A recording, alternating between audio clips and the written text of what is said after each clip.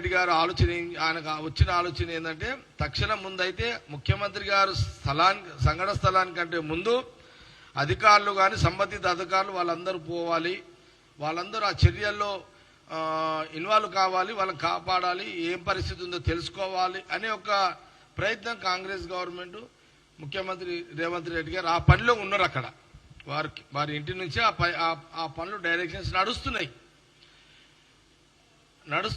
నడుస్తూనే అప్పటికే ఎవరు మన నాగిరెడ్డి గారు వారు కూడా సంఘటన స్థలానికి చేరుకున్నారు.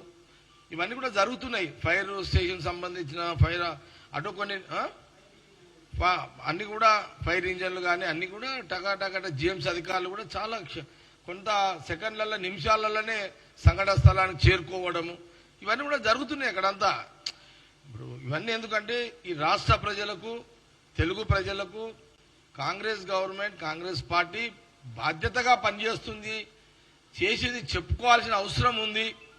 మా కాంగ్రెస్ గవర్నమెంట్ సీఎం రేవంత్ రెడ్డి గారు ప్రయత్నాలు ఈ రకంగా ఉదయము ఎప్పుడైతే టీవీలలో ఆ బ్రేకింగ్ చూసారో ఎవరికైనా షాకింగ్. అది మనం సామాన్య మానవులకైనా ఏ నాయకుడికైనా అది షాకింగ్. 17 మంది అందులో ఇరుకపోయారు, ఏంది పరిస్థితి అనేది ఎవరికైనా వాళ్ళందరూ బయటపడాలి, బాగుండాలని ఎవరైనా కోరుకుంటాం. అదంతా అందుకే ముఖ్యమంత్రి గారు సంఘటన స్థలానికి పోవడం కంటే ముందు అధికారులు పోవాలి, సంబంధిత అధికారులు పోవాలని వారు ఆ పని మీద ఉన్నారు. ఇప్పుడు ముఖ్యమంత్రి రేవంత్ రెడ్డి గారు సంఘటన స్థలానికి వచ్చిరనుకోండి, ఆ టైంకి అధికారులంతా డిస్టర్బ్ అవుతారు. అక్కడ పని జరగాల, ముఖ్యమంత్రి గారి యొక్క ఫోటో అంటే ఆయన సేఫ్టీ కోసం ఆయన చూసుకుంటూ కూర్చోవాలి అధికారులు. అందుకే ముఖ్యమంత్రి రేవంత్ రెడ్డి గారు సంఘటన స్థలానికి పోవడం కంటే బెటర్ వాళ్ళు ఉన్న వాళ్ళందరినీ ఎట్లా అక్కడ మనం ఏం చేయగలుగుతాము, దాంట్లో అధికారులు ఏం పని చేయాలనే దాని మీదనే వారు అలాంటి చర్యలు తీసుకున్నారు. ఇది రాష్ట్ర ప్రజలకు చెప్పాల్సిన బాధ్యత మాకు జిమ్మెదారు ఉంది, కాంగ్రెస్ పార్టీకి జిమ్మెదారు ఉంది. కాబట్టి ఇది నిజము, కాబట్టి ఇది వాస్తవాలు. కాబట్టి ఇందులో ఏ ముఖ్యమంత్రికైనా ఏముంటుంది, వాళ్ళు బయట పడితే బాగుంటుంది, వాళ్ళు బతికితే బాగుంటుంది అని ఒక ఆశ ఉంటుంది ఎవరికైనా. కాబట్టి ఆ ప్రయత్నాలు జరిగినాయి. ముఖ్యమంత్రి రేవంత్ రెడ్డి గారు ఉదయం డైరెక్షన్లో అనే విషయాన్ని నేను మీడియా ద్వారా ఈ సందర్భంగా తెలియజేస్తున్నాను. దురదృష్టము ఆ టైంలో వారు పడుకునే టైం అది. మరి అట్లా జరుగుతుందని వాళ్ళు అనుకోరు, ఎవరు అనుకోరు, అట్లా ఎవరు కూడా ఊహించరు. ఆ షార్ట్ సర్క్యూట్ కావడము, వాళ్ళు ఆ పొగ నిండిపోయి వాళ్ళందరూ ఆ ఊపిరాడక వారు చనిపోవడము, ఇదంతా నేను చెప్పినంత ఇదిగా ఉండదు. ఆ పరిస్థితులలో వాళ్ళ పరిస్థితి చాలా ఘోరంగా ఉంటుంది. ఆ పరిస్థితులలో అంటే వాళ్ళు మేల్కొని వాళ్ళు తప్పించుకునే ఒక పరిస్థితులు కూడా లేకుండానే వాళ్ళు ఆ ఊపిరాడక ఆ పొగ నిండిపోయి శ్వాస ఆడక వాళ్ళు చనిపోవడం జరిగింది. ఇదంతా కూడా ఎన్ని ప్రయత్నాలు చేసినా కొన్ని సెకండ్లలో నిమిషాలలో ప్రాణాలు వెళ్ళిపోయినాయి వాళ్ళందరికీ. కాబట్టి అప్పటికి అధికారులందరూ అన్ని పలగొట్టుకొని అంతా చేసుకొని లోపలికి పోయేసరికి జరగాల్సిన నష్టం అంతా జరిగిపోయింది. అందరం కూడా బాధపడుతున్నాము. ఇది ఎవరు కూడా బాధపడి ఏదో మనము ఓదార్పు చేస్తే పోయే సమస్య కాదు. ఇదంతా ముఖ్యమంత్రి రేవంత్ రెడ్డి గారు వారి చిన్న direction, Ponnam Prabhakar in charge minister అంతా వాళ్ళు కూడా అందరు రావడం, డిప్యూటీ సీఎం దామోదర్ గారు, అనిల్ యాదవ్ ఫీల్డ్లోనే ఉన్నాడు, మేయర్ ఫీల్డ్లోనే ఉన్నారు. ఎవరి పనులు చేస్తున్నారు, ఎవరి పనులు యాజ్ ఎ గవర్నమెంట్ ముఖ్యమంత్రి గారు చెప్పిన పనులని అధికారులు, మా నాయకత్వం, మా క్యాబినెట్ అందరూ కూడా ఎవరి పనులు చేస్తున్నారు. అక్కడ మనం టీవీలో చూస్తున్నాం, అంతా కూడా టీవీలో చూస్తున్నాం. నేను కూడా అన్అఫీషియల్గా నాకు కొంత అక్కడ సునీల్ అని నా ఫ్రెండ్ సునీల్ అని, ఆ సునీల్ ఫ్రెండే ఇప్పుడు ఎవరైతే భార్య కూతురు కొడుకు చనిపోయారు చూడండి, వాళ్ళు అతను నాకు బాగా పరిచయం. అతను ఆ ఫ్యామిలీ చనిపోయిన వాళ్ళు ఏంది అక్కజల్ల పిల్లలు కాబట్టి హాలిడేస్ అని వచ్చారు వాళ్ళు ఇక్కడికి.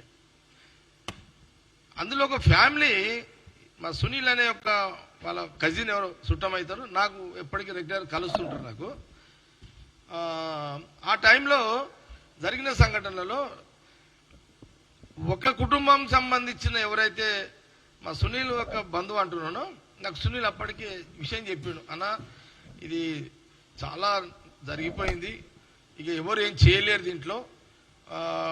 ఇక అది వాళ్ళు ఎవరు అనుకోలేదు ఇట్లా షార్ట్ సర్క్యూట్ అవుతుంది, ఇట్లా ఏసీలో వాళ్ళ సిలిండర్ పేలుతుంది, లేకపోతే ఇంకేదో అవుతుంది అని అనుకోలేదు, ఊహించేది ఇదంతా ఇట్లా జరిగిపోయింది. నేను అడిగిన మరి నీ ఫ్రెండ్ కుటుంబంలో మరి ఏంది అంటే, నాన్న నా ఫ్రెండ్ వల్ల మా కొలికి వాళ్ళ చుట్టం వల్ల భార్య చనిపోయింది, కూతురు చనిపోయింది, కొడుకు చనిపోయిండు, ఇంకో కూతురు ఉంది అని. ఆ కూతురు అదే రోజు ఇన్సిడెంట్స్ మార్నింగ్ జరిగింది కానీ అదే రోజు 11 గంటలకు ఆమె ఎగ్జామ్ ఉందంట. ఆ ఎగ్జామ్ ఉందని తండ్రి దగ్గరికి వెళ్ళిపోయింది ఆమె. అంటే ఇప్పుడు తండ్రి, ఆ కుటుంబంలో ఒక తండ్రి ఒక కూతురు చెప్పుకోవడానికి ఇది జరిగిన విషయాలు. నేను అన్అఫీషియల్గా నేను ఎప్పటికప్పుడు మా సునీల్కి సంబంధించిన బంధువులు ఫ్రెండ్స్ కాబట్టి నేను తెలుసుకుంటున్నా, అది కూడా కొంత చెప్పాలి కాబట్టి చెప్తున్నా. ఇదంతా ఓకే, ఇవన్నీ జరిగినాయి బ్యాడ్ లక్. మనము ఎవరం కూడా ఎవరి చేతిలో లేదు అదిగా. ఇదంతా ఇది అసలు 17 మంది కొన్ని సెకండ్లలో నిమిషాల్లో చనిపోవడం అనేది మనం ఇంత ఈజీగా చెప్తున్నామో అంత అది ఒక ప్రాణి అంత ఈజీ, మనం చెప్పినంత ఈజీ కాదు. కానీ కొంత బాధ్యత ఉంది కాబట్టి చెప్తున్నాం, మీడియా ద్వారా చెప్పాల్సిన బాధ్యత ఉంది కాబట్టి చెప్తున్నాం. ఓకే, కిషన్ రెడ్డి గారు వచ్చారు, వారు సెంట్రల్ మినిస్టర్, వారికి కూడా బాధ్యత ఉంది, వారు రావాల్సిందే as a representative central minister. వారు వచ్చి ఏం చేయాలంటే అక్కడ పరిస్థితిని వారు చూడాలి. అంటే నేను యాజ్ ఎ సెంట్రల్ మినిస్టర్గా నేను ఏం చేయాలి, ఈ గవర్నమెంట్ అక్కడ పనులు చేస్తుంది, సీఎం గారు రేవంత్ రెడ్డి గారు ఇంటి నుంచి పర్యవేక్షిస్తున్నారు, నేనేం చేయాలి యాజ్ ఎ సెంట్రల్ మినిస్టర్గా నేనేం చేయాలి. వారు ఏం చేయాలి, ఇమ్మీడియట్లీ సీఎం గారితో కూడా మాట్లాడాలి, లేకపోతే నువ్వు ప్రధానమంత్రి గారితో మాట్లాడాలి. సెంట్రల్ మినిస్టర్గా యాజ్ ఏ సెంట్రల్ గవర్నమెంట్ పరంగా మీరు అక్కడ ఏమేమి చేయాలి మీరు ప్రయత్నం చేసుకోవచ్చు. యాజ్ ఎ డెమోక్రసీ మీరు మీ వంతు మీరు చేయొచ్చు. కానీ వారు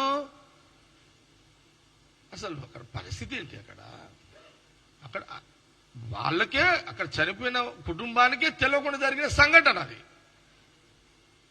కిషన్ రెడ్డి గారు అక్కడ పోయి వాళ్ళని ఏం చేయాలి అనేది మానేసి గవర్నమెంట్ మీద ఒక రాయి కొట్టే కార్యక్రమం చేసాడు, బురద జల్లే కార్యక్రమాన్ని స్టార్ట్ చేసాడు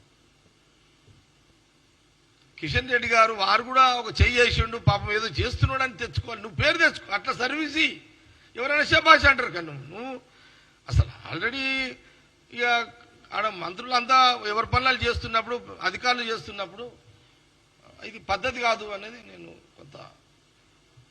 చెప్తున్నా. మీరు సెంట్రల్ మినిస్టరు బాధ్యత మర్చిపోయారు, మీరు సెంట్రల్ మినిస్టర్ని మర్చిపోయి ఒక గల్లీలో ఒక లీడరు ఎదగాలనుకునేటోళ్ళు ఒక విమర్శ చేస్తే ఫోకస్ అవుతామనే రీతిలో కిషన్ రెడ్డి గారు నిన్న ప్రవర్తించారు. అది నాకు చాలా బాధ అనిపిస్తుంది.